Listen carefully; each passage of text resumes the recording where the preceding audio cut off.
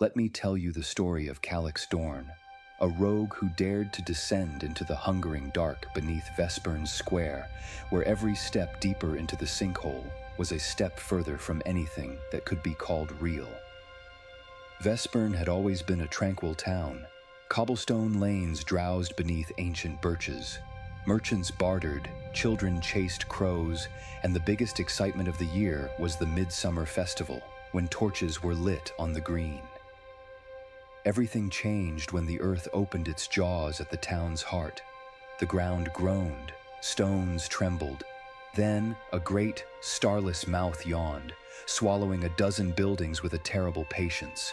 They called it a sinkhole, but Calyx knew, even before the rumors, that this was no ordinary wound.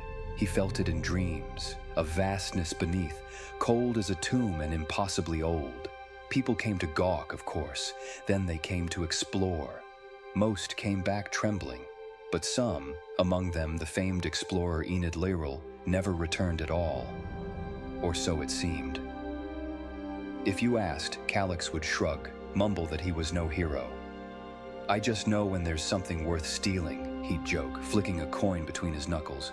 But it wasn't greed that lured him down.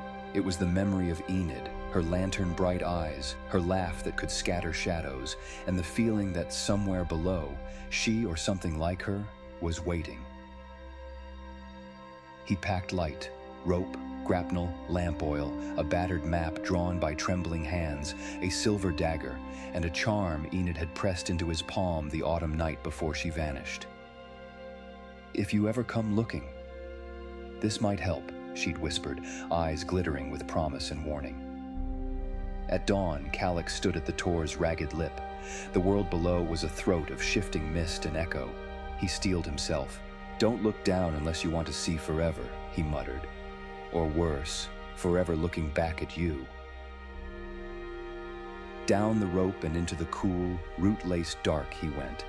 The air was thick with the scent of new-turned earth and something colder, the ancient reek of stone left untouched by sun or stars. The first layer, the remains of Vespern, toppled shopfronts distorted by the weight of the world above. Shadows darted, strange and stuttering. His lamp flickered. Time bled strangely here. As he clambered through upturned hearths and split rafters, a clock in the muck struck 13, then 9, then spun backward in a frenzy. "Keep your mind your own," he reminded himself. "Thoughts wander, and you'll never find them again." He descended.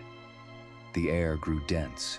Next came halls of pale marble, carven with sigils that rasped against the eye. Ancient dwarven crypts, their halls echoing with the ghost murmurs of miners lost to cave-ins and ambition. Footsteps behind him. Or were they ahead? He gripped Enid's charm. It burned cold. "Enid," he whispered, voice swallowed by the dark. "If you're down here, I'm coming for you, or at least for your memory." Downward still. The dwarven stonework gave way to cyclopean arches, lost halls built for giants. The air shimmered with a pressure that made his ears ring. Floors sloped at impossible angles. Gravity dimmed and bent in strange directions. He watched a copper coin tumble from his hand, curve upward and return to his outstretched fingers. Light became strange. His lantern glowed blue, then violet. The walls bore strange, shifting murals, stone giants striding amid blotted stars. "This place isn't a dungeon," he thought. "It's a throat in the world's memory. I'm already somewhere I was never meant to walk." Shadows moved in patterns he could not name. In certain corners, time leaped. He blinked, and his boots were suddenly sodden with dew. Or were those the tears of stone? He heard voices ahead, distant, echoing, strangely familiar laughter. Calyx called out, "Enid!" But what answered was not her. Out of the mist emerged figures, explorers clad in tattered gear, faces hidden by shadow, eyes glinting with something not quite human. They moved with jerky, marionette grace, lips parting in silent screams or too wide smiles. "Come further with us," they whispered in voices that scraped like stone on bone. "See what we've become." His breath caught. Among them, a woman in scorched green leather, hair falling in tangled waves, a charm like his gleaming from her throat. Enid, or what once was. "I remember you," she crooned, voice echoing with too many notes. "But you've changed, Calyx. Don't you want to change too?" Her eyes shone with galaxies, 1,000 points of empty, endless light. He staggered back, every instinct shouting to flee. But even as he did, the geometry of the halls twisted. Paths curved into themselves. The ceiling pulsed with a dark, star-studded glow. Calyx felt his memories tug, names and faces, his mother's song, the taste of autumn cider, all straining as if being pulled into the pit. He fixed his gaze on Enid's charm, feeling its cold steadiness against his palm. If I run now, will I even return, or just be a ghost in my own unspooling mind? He forced himself to speak, voice trembling. "I came to find you, Enid, to remember you, but I won't forget myself." The specters shrieked, the walls vibrated with unnatural force. For a moment, Calyx felt himself slipping, not falling, but stretching, as though his soul was being spooled into some endless web. But then, a memory, bright as fire. Enid, laughing in sunlight, her feet dancing on the stones above. Stubbornness kindled.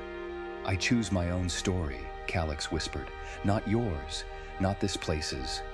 With a shout, he drove his silver dagger into the twisting ground, the only real thing he could trust.